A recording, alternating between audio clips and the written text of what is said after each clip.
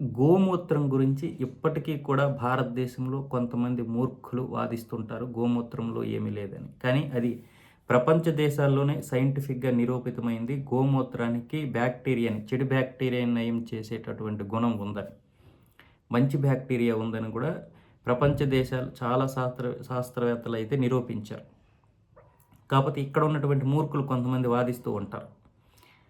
ఇప్పుడు మద్రాస్ ఐఐటీ సంచాలకుడు కామకోటి గారు కూడా అది నిరూపించారు. మా నాన్నగారికి జ్వరం వచ్చినప్పుడు మేము ఆసుపత్రికి వెళ్ళాలనుకుంటున్నాము అని ఒక సాధువు దగ్గర చెబితే ఆయనేమొచ్చి అవసరం లేదు, ఒక గోమూత్రం తాగండి, అప్పుడు తగ్గకపోతే మీరు ఆసుపత్రికి వెళ్ళండి అని చెప్పారట. గోమూత్రం తాగిన 15 నిమిషాల్లోనే వాళ్ళ నాన్నగారికి అయితే జ్వరం నయమైందట. ఆ తర్వాత మళ్ళీ జ్వరం అంటే వెంటనే రాలేదు, మళ్ళీ ఎప్పుడో 6 నెలలకో సంవత్సరానికో వచ్చింది తప్ప. అలా వచ్చినప్పుడు ఆయన సంవత్సరంకి ఒకసారి గోమూత్రం అయితే తాగుతుండేవారట.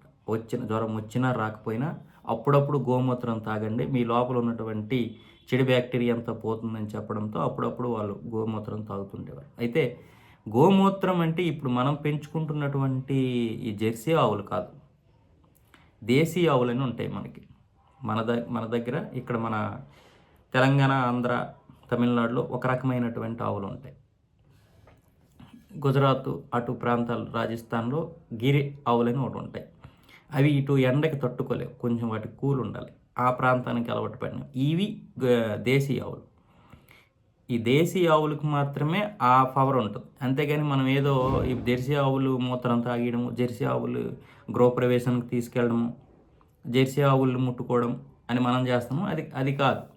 అందుకే ఈరోజు జర్మనీ అలాంటి దేశాలన్నీ మన దేశీయ ఆవులని అయితే ఉత్పత్తి చేసి వాళ్ళేమో ఆ పాలు తాగి ఆరోగ్యంగా ఉంటున్నారు. మనమేమో వచ్చేసి ఈ కేంద్రానికి పొయ్యాలని ఈ జెర్సీ ఆవుల్ని డెవలప్ చేసుకుంటూ ఈ నకిలీ పాలు తాగుతూ జీవితాన్ని గడిపేస్తున్నాం.